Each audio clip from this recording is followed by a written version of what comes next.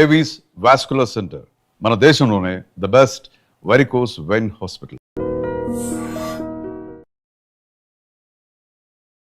Welcome to iDream media. So కొర్రలండి చాలా మంచివి ఆరోగ్యానికి అని చెప్తూ ఉంటారు. అసలు వీటిని ఎట్లా తీసుకోవాలి, ప్రతిరోజు తీసుకోవచ్చా, వివరాలు తెలుసుకుందాం. మనతో పాటు ఉన్నారు ప్రకృతి వనం ప్రసాద్ గారు. సార్ నమస్తే. మిల్లెట్స్ గురించి అయితే మీ గురించి అడగాలి, మీ దగ్గరే ఖచ్చితమైన ఇన్ఫర్మేషన్ వస్తుంది. సో మీరు మిల్లెట్స్తోని జబ్బులు తగ్గించుకోవడం ఎట్లాగని చెప్తూ ఉంటారు. అంటే నేను రాగి జావ తాగాను, నా కడుపులో మంట తగ్గిపోయింది అని, ఇట్లాగా ప్రతిదీ అలా చెప్తూ ఉంటారు. అయితే కొర్రలండి చాలామంది కొర్రలు తీసుకుంటే మంచిదని చెప్తూ ఉన్నారు. అసలు ఏంటి కొర్రలు, ఎవరు తీసుకోవాలి, ఎవరు తీసుకోకూడదు, ఏమైనా ఎక్కువ ఫైబర్ ఉండడం వల్ల ఏమైనా అనారోగ్య సమస్యలు వస్తాయా, ఓవరాల్గా ఏంటి, ఇది ఫుడ్లా తీసుకోవచ్చా పూర్తిగా?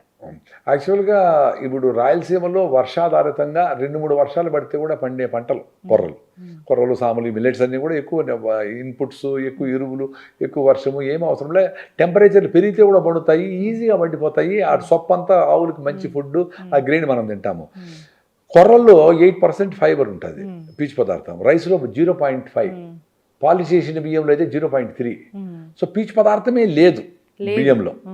సో 8% ఫైబర్ ఉండే ఫుడ్ని మీరు తింటే దాంట్లో 2 రకాలు ఉంటాయి. 50% అనుకోండి అప్రాక్సిమేట్గా. Soluble fibre, insoluble fibre. Soluble fibre అంటే మనం భోంచేసి బాగా నమిలి మింగేసినాక అదంతా లిక్విడ్లో కలిసిపోయినాక దాంట్లో కరిగిపోయి బ్లడ్లో కూడా ఎంటర్ అయ్యే ఫైబర్ సాల్యుబుల్ ఫైబర్ అంటాం. ఇన్సాల్యుబుల్ ఫైబర్ అంటే బ్లడ్లోకి ఎంటర్ కాలేదు కానీ పొట్ట మొత్తం సిస్టమ్ని దాంట్లో విల్లైస్ అని అంటారు. లోపల పొట్ట ఇట్లా ఉంటాయి విల్లైస్ అని. సో దాంట్లో ఫ్లో అవుతూ ఉంటుంది మనం తినే ఫుడ్, దాంట్లో అబ్జార్బ్ అవుతూ ఉంటుంది. ఆ విల్లైస్ అన్నింటినీ కూడా మనం చూపు తీసుకొని క్లీన్ చేసినట్టు క్లీన్ చేసుకుంటూ పోతుంది. ఫ్రీ మోషన్ అయ్యేదానికి ఛాన్స్ ఉంది. ఆ ఫుడ్ అతుకొని పోకుండా ఆ స్టూల్స్ మూమెంట్కి సపోర్ట్ చేయడం ఇవన్నీ. So soluble and insoluble fibre 2 ఉన్నాయి కాబట్టి మిల్లెట్స్కి ఆ గౌరవం. సో చాలామందికి ఎందుకు ప్రాబ్లం వచ్చింది ఇప్పుడు కాన్స్టిపేషన్, రకరకాల ఇష్యూలు అంటే ఫైబర్ లేని మిల్క్ ప్రోడక్ట్స్ మొదలుకొని బ్రెడ్లు, పిజ్జాలు, మైదా ఇట్లాంటివన్నీ చాలా చీజులు, గీజులు ఇవన్నీ ప్రోడక్ట్స్ తింటూ ఉంటారు కాబట్టి ఫైబర్ లేని ఫుడ్ తింటా ఉంటారు. సో ఫైబర్ లేని ఫుడ్ తినేదానివల్లే కలోన్ క్యాన్సర్ కేసెస్ అమెరికాలో ఎక్కువైనాయని ఇదంటే వాళ్ళు ఫైబరు చాలా ఇంపార్టెంట్ ఫుడ్లో అని ఫైబర్ ఉండే ఫుడ్లు వాళ్ళు తినే అలవాటు లేక ఉండదు కదా వాళ్ళకి. మనలాగా ఫ్రెష్గా జొన్న రొట్టె చేసి పెట్టేవాళ్ళు, మళ్ళీ రాగి ముద్ద చేసేవాళ్ళు లేరు అక్కడ. సో వాళ్ళకి ఇంకేదో ఇప్పుడు వాళ్ళకి బ్రెడ్లు గిడ్లు ఏవో తినేసి ఇంకా దానికోసమని ఫైబర్ ట్యాబ్లెట్ వేసుకోండి అని ఫైబర్ ట్యాబ్లెట్లు వచ్చినాయి. అరే అట్లా ట్యాబ్లెట్ వేస్తే సపరేట్గా ఏం చేస్తుంది, అది ఫుడ్తో పాటు కలిసి ఉండాలి. అప్పుడు అది ఆ బ్యూటిఫుల్గా అవన్నీ క్లీనప్ మెకానిజము, అబ్జార్ప్షను రకరకాలన్నీ చేస్తాయి. సో దానికి మనకు హై ఫైబర్ ఉండే చిక్కుళ్ళు మొదలుకొని, పప్పు ధాన్యాలు మొదలుకొని, ఈ మిల్లెట్స్, గ్రెయిన్స్, లెంటిల్స్, ఇవన్నీ ఆకుకూరలు, కూరగాయలు, మామిడి, అన్ని రకాల బయోడైవర్సిఫైడ్ ఫుడ్ నేచర్ మనకి ఇన్ని రకాలుగా ఇచ్చింది. ఎందుకు, ఇంకా ప్రాసెసింగ్ తక్కువ కాబట్టి. అక్కడ వాళ్ళకి మంచు పడిపోతుంది 6 నెలలు. సో వాళ్ళు ఏం పండిస్తాడో పండించి అన్ని ఫ్రీజ్ చేసి లోపల వేసేసేయాలి. సో దాన్ని ఏదో చేసి ఒక శవాన్ని రెడీ చేసుకొని ఎండలో పెట్టేట్టు దాన్ని వేసి ఏదో చేసి వేడి కానీ వెరీ హాట్ను అంటారు. అది హాట్ 6 నెలల మొదలు చచ్చిపోయింది అని చేస్తూ ఉంటారు. మనం ఏదైనా any food for that matter ఒక చెట్టు నుంచి బయట వస్తానే అది డీకంపోజిషన్ స్టార్ట్ అవుతుంది. దానికి చేంజెస్ అయిపోతే అన్నీ అవుతాయి. నువ్వు ఏమి కావద్దమ్మా అని దాన్ని ఏదో ముంచి దానికి ఎథిరాల్ స్ప్రే చేసి ఇంకోటి చేసి మాకుండా చేసి మాగేట్లుగా చేసి ఏమేమో కనిపెట్టేది సైన్స్ అని అన్సైంటిఫిక్ థింగ్స్ అని అన్నీ చేసి మనకు అవన్నీ ఎత్తుకొచ్చేస్తూ ఉంటారు. ఈ ప్రాసెస్లో మనకి లక్కీలీ మనకు ఇంకా అంత ప్రాసెసింగ్ లేదు కాబట్టి మనం ఎన్ని యాక్సెస్లో ఉండం. సీతాఫలంకాయలు, ఉసిరికాయలు ఇవి అన్నీ తింటా ఉన్నాం. ఇంకా కూడా మనము ఇంకా ఒక రకంగా పక్కన కుళ్ళిపోయింటే కూడా అటు కోసి ఆడ భరిస్తుంటాము. అదే మీరు బయట దేశాల్లో అమ్మో వావ్ అంటూ ఉంటారు వాళ్ళు. మనలాగా ఈజీగా పేడలో చేయి పెట్టి ఆవు పేడలో దాన్ని కలిపి జీవామృతం చేసి ఆడ కడుక్కునేసి నీళ్ళతో గోరులో పేడ ఉంటే ఆ ఇనాకలు మూడో పోయి దానికి యాంటీబాడీస్ కూడా మనకు వచ్చేసినాయి కాబట్టి ప్రాబ్లంలే మనకు అంత ఈజీగా జబ్బులు గిబ్బులు ఏం రావు. మనోళ్ళు ఆవులతో గో ఆధారిత వ్యవసాయం చేసుకుంటా వాడుతుంటారు. ఆటోమేటిక్ ఇమ్యూనిటీ, అది ఇమ్యూనిటీ లేని వాళ్ళకి ప్రాబ్లమే ఉండొచ్చు, మనకు ఆ ప్రాబ్లం లేదు. సో ఈ కూరలు తినే దానివల్ల ఫస్ట్ ఆఫ్ ఆల్ అనవసరంగా పెద్ద పెద్ద డ్యాములు కట్టి ఇంత పెద్ద ఛానల్స్ పెట్టి 1000 కోట్లు పెట్టి ప్రాజెక్టులు కట్టే పని లేదు, వర్షంతో మండిపోతాయి. రెండోది రైస్ తిన్నంత క్వాంటిటీ అవసరం లే. మీరు రైస్ చూడండి, రైస్ ఇడ్లీ అయితే 6 తినేస్తారు.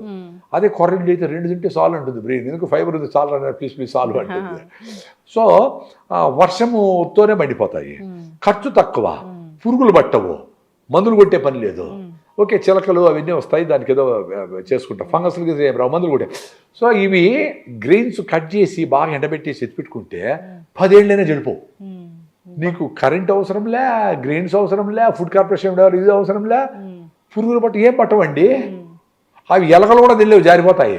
దాన్ని గ్రెయిన్ పొట్టు తీస్తేనే తినేదానికి వీలవుతుంది.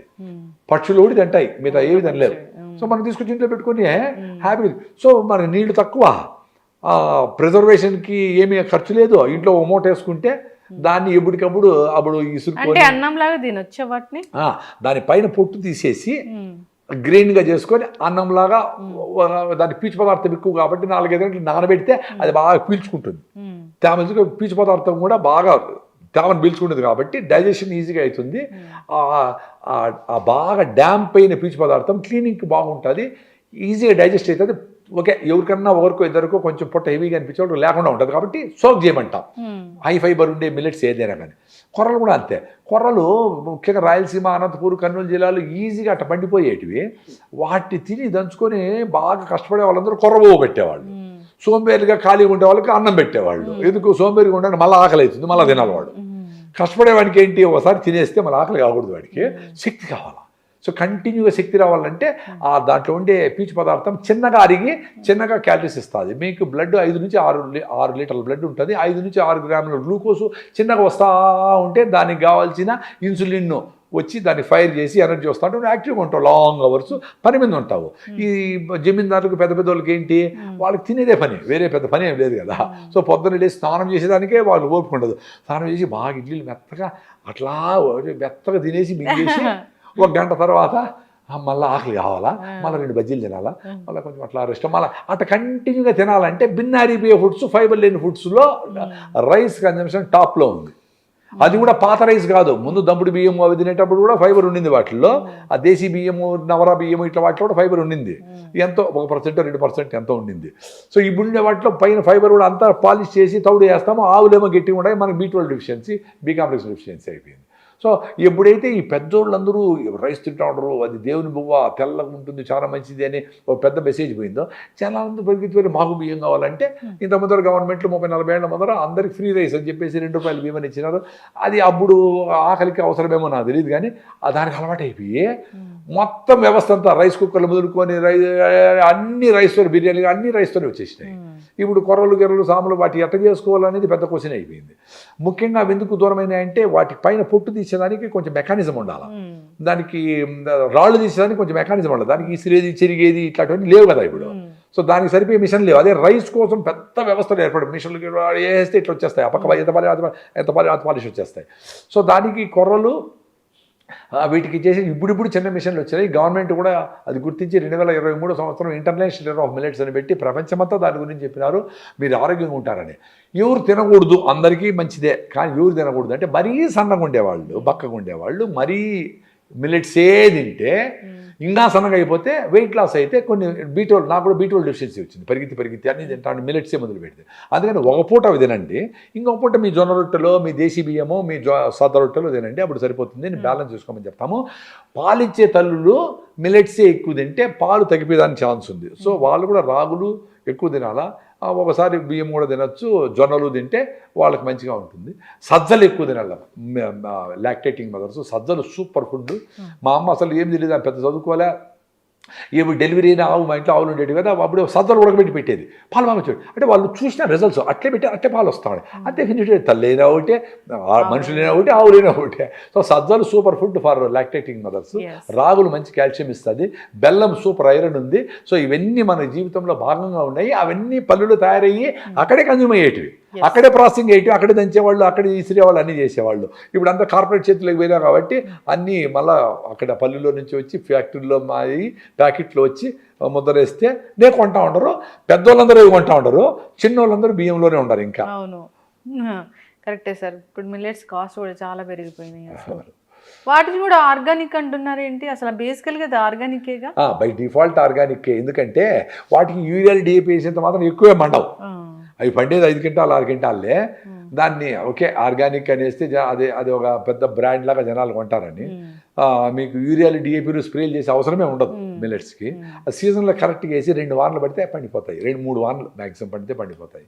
కలుపు కూడా అదే తొక్కేస్తాయి. అద్భుతమైంది మిల్లెట్స్ పెద్ద అనేది. పెద్ద డాక్టర్లు కూడా ఇప్పుడు కార్డియాలజిస్ట్ డాక్టర్ భరత్ అని అపోలోలో ఉన్నారు, ఆయన మిల్లెట్ మార్వెల్స్ అని ఒకటి పెట్టారు. మిల్లెట్స్ గురించి తెగ ప్రచారం చేస్తూ ఉంటారు. జనరల్ గా డాక్టర్లు ఏం నమ్మరు అది ఇది అంటారు కానీ వాళ్ళు మిల్లెట్స్ తినాలి. మీరు చాలా మంది డాక్టర్స్ ఇంటర్వ్యూ చేసినప్పుడు చాలా మంది మిల్లెట్స్ మీద మాట్లాడారు కదా. అవును, ఎస్. మారిపోయింది సార్, కోవిడ్ తర్వాత మొత్తం అంతా సిస్టమ్ అంతా మారిపోయింది, ఒకప్పుడు లాగా లేదు. అందరూ ఆరోగ్యం గురించి ఆలోచిస్తూ ఉన్నారు. అంటే ఎక్కడ మిస్ అయిపోయిందంటే ఈ మిల్లెట్స్ తినే వాళ్ళందరూ రోగిస్టులు, షుగర్లు బీపీలు వస్తే మాకేం రోగం రాలేదు కదా. అరే రోగం వచ్చిన ఎదురు తిని రోగం రాకుండా ఉండొచ్చు ఒకటి. రెండోది వీటితో టేస్టీగా చేసుకునే దానికి చాలా ఛాన్స్ ఉంది. మంచిగా డబుల్ బీన్స్ పచ్చి బఠానీ వేసి జీడిపప్పులు వేసి పొంగల్ చేసి సూపర్గా ఉంటుంది. అరికెలు అయితే రైస్ కంటే టేస్టీగా ఉంటాయి. బిసిబేళబాద్ చేస్తే కన్నా అండుకూరలతో భలే టేస్ట్ ఉంటుంది. అట్లా టేస్టీగా చేస్తే కొంచెం మనసు పెట్టాలా. ఇప్పుడు మామూలుగా మనము స్టేట్ గవర్నమెంట్ చెప్పింది అని చెప్పేసి పిజ్జాలు బర్గర్లు ఇవి అవి అన్నీ కూడా మిల్లెట్స్తో చేసి పెట్టారు. అద్భుతంగా చేసినారు, భలే టేస్టీగా కలర్ఫుల్గా. మొత్తం మంది కేకులు చేశారు, బిస్కెట్లు అన్నీ చేశారు. అవన్నీ చేయండి, మంచిది కదా. మీ పిల్లలకి ఆరోగ్యం కోసం మీరు ఇంత శ్రమ పడతారు, ఈ మిల్లెట్స్ కూడా యాడ్ చేయండి. రైస్ను తగ్గించుకుంటారా అండి, మీరు అందరూ అందరూ ఆరోగ్యంగా ఉంటారు. నాకు 6 months బేబీ ఉన్నాడు.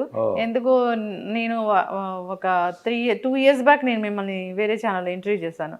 అప్పుడు చెప్పారు తల్లి కడుపులోంచే బిడ్డ అన్ని హెల్దీగా వస్తాడు, తల్లి ఏం తింటే. నేను చాలా రోజుల పాటు హెల్దీ ఫుడ్డే తిన్నాను, అంటే లైక్ మిల్లెట్స్ లాంటివి ఎక్కువగా తిన్నాను.